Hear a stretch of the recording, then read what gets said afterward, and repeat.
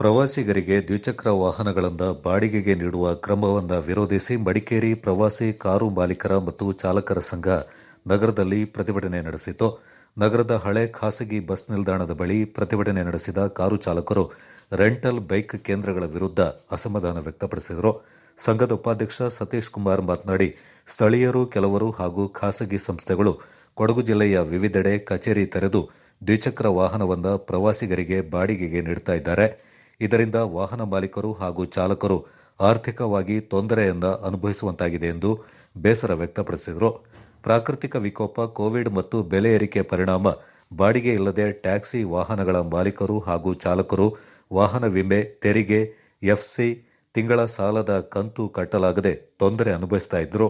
ಇದೀಗ ಸ್ವಲ್ಪ ಚೇತರಿಕೆ ಕಾಣುತ್ತಿರುವ ಸಂದರ್ಭದಲ್ಲೇ ಸ್ವಯಂ ಚಾಲಿತ ಬೈಕ್ಗಳಿಂದ ಬಾಡಿಗೆಗೆ ನೀಡುತ್ತಾ ಇರುವುದರಿಂದ ಮತ್ತೆ ನಮಗೆ ಕಷ್ಟ ನಷ್ಟದ ಪರಿಸ್ಥಿತಿ ಎದುರಾಗಿದೆ ಎಂದರು. ರೆಂಟಲ್ ಬೈಕ್ ಕೇಂದ್ರಗಳು ಸರ್ಕಾರದ ನಿಯಮವನ್ನು ಪಾಲಿಸ್ತಾ ಇಲ್ಲ.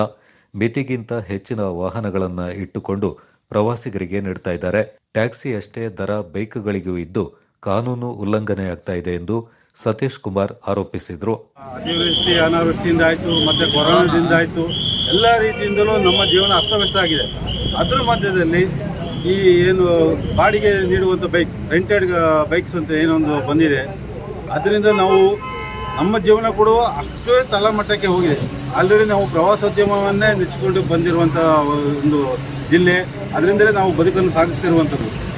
ಈ ಒಂದು ಪುಟ್ಟ ಜಿಲ್ಲೆಗೆ ಇಷ್ಟು ದೊಡ್ಡದಾದ ಮಟ್ಟದಲ್ಲಿ ಈ ಬಂಡವಾಳಶಾಹಿಗಳು ಬಂಡವಾಳ ಹಾಕಿ ಅವರಿಗೆ ಬದುಕಲಿಕ್ಕೆ ಬೇಕಾದಷ್ಟು ಅವಕಾಶಗಳಿದೆ. ಬಟ್ ನಮ್ಮ ಹೊಟ್ಟೆ ಮೇಲೆ ಹೊಡೆದು ಬದುಕಬೇಕಂತ ಅವಕಾಶ ಅವರಿಗೇನಿದೆ?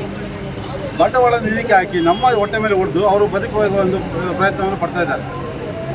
ನೋಡಿ, ನಾವು ಪ್ರತಿಯೊಂದು ಇಲಾಖೆಗಳಿಗಾಗಲಿ ಇಲ್ಲಿಗೊಂದು ಗಾಡಿ ಓಡಿಸ್ಬೇಕಾದ್ರೆ ಪ್ರತಿಯೊಂದು ಸಾರಿಗೆ ಡಿಪಾರ್ಟ್ಮೆಂಟ್ ಇಲಾಖೆಗೆ ಟ್ಯಾಕ್ಸು ಮತ್ತಿತರ ಎಲ್ಲವನ್ನು ಕಟ್ಟಿ ಕೂಡ ನಾವು ವ್ಯವಸ್ಥಿತವಾಗಿ ನಡ್ಕೋತಾ ಬರ್ತಿದ್ದೀವಿ. ಪ್ರವಾಸಿಗರು ಹೆಚ್ಚೆಚ್ಚು ಬಂದರೂ ಕೂಡ ಪ್ರವಾಸಿಗರಿಗೆ ಅನುಕೂಲ ಆಗೋ ರೀತಿಯಲ್ಲಿ ಅವರು ಎಲ್ಲಿ ಕಡಿಮೆ ಸಿಗ್ತಾರೆ ಅಲ್ಲಿ ಹೋಗ್ತಾರೆ. ಬಟ್ ಆಲ್ರೆಡಿ ಈಗಾಗಲೇ ಸುಮಾರು ಕಡೆ ಬೈಕ್ ರೆಂಟಲ್ ಶಾಪ್ಗಳು ಓಪನ್ ಆಗಿದೆ. ನಾವು ಅಲ್ಲಿ ವಿರೋಧ ಮಾಡ್ತಾ ಇದ್ರೂ ಕೂಡ ಎಲ್ಲ ರೀತಿಯ ಪತ್ರಿಕೆಗಳಲ್ಲಿ ಅದನ್ನು ಹೇಳಿಕೆಯನ್ನು ಕೊಟ್ಟಿದ್ದೇವೆ. DC ಅವರಿಗೆ, ಅವರು ಮತ್ತು ನಮ್ಮ ಮಿನಿಸ್ಟರ್ ಅವರಿಗೆ ಎಲ್ರಿಗೂ ನಾವು ಅದನ್ನು ಹೇಳಿಕೆ ಕೊಟ್ಟಿದ್ದೇವೆ. ಇದರಿಂದ ನಮ್ಮ ಜೀವನ ಮೇಲೆ ತುಂಬ ಪರಿಣಾಮ ಬೀಳುತ್ತೆ ಅಂತ ಹೇಳಿ. ಆದರೂ ಕೂಡ ಇದುವರೆಗೂ ಯಾವುದು ಅಂತ ಅದನ್ನು ಸ್ಥಗಿತಗೊಳಿಸುವಂಥ ನಿಟ್ಟಿನಲ್ಲಿ ಯಾವ ಕೆಲಸ ಕಾರ್ಯಗಳು ಆಗಲಿಲ್ಲ. ಸದಸ್ಯ ವಿನೋದ್, ಸಂಘದ ಅಧ್ಯಕ್ಷ ಸಂತು ಕಾರ್ಯಪ್ಪ, ಕಾರ್ಯದರ್ಶಿ ಅರಸು, ಕೋಶಾಧಿಕಾರಿ ವೀರು, ಸಹ ಕಾರ್ಯದರ್ಶಿ ನವೀನ್ ಮತ್ತಿತರರು ಪ್ರತಿಭಟನೆಯಲ್ಲಿ ಪಾಲ್ಗೊಂಡಿದ್ದರು. ಅದಲ್ಲ, ಇವತ್ತು ಮಡಿಕೇರಿ ನಗರದ ಖಾಸಗಿ ಬಸ್ ಸ್ಟ್ಯಾಂಡ್ ಇದರ ಪಕ್ಕದಲ್ಲಿ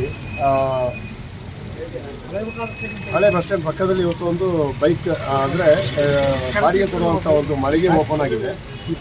ಸೊ ಅವರು ಲೈಸೆನ್ಸ್ ನಗರಸಭೆಯಿಂದ ತಗೊಂಡಂಗೆ ಕಾಣ್ತಾ ಇಲ್ಲ. ಹಾಗೆ ಸ್ಟೇರ್ ಕೇಸ್ ಇವತ್ತು ವಿತೌಟ್ ಪರ್ಮಿಷನ್ ಇಲ್ಲದೆ ಕಟ್ಟಿದ್ದಾರೆ.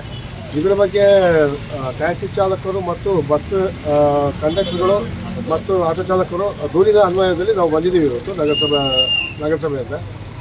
ಕೂಲಂಕಷವಾಗಿ ನೋಡಿದಾಗ ಇಲ್ಲಿ ಯಾವುದೇ ಪರವಾನಗಿ ಮತ್ತು ಇದಿಲ್ಲದೆ ಅವರು ನಗರಸಭೆಯ ಒಂದು ಗಮನಕ್ಕೆ ಬಾರದೆ ಕಟ್ಟಿದ್ದಾರೆ.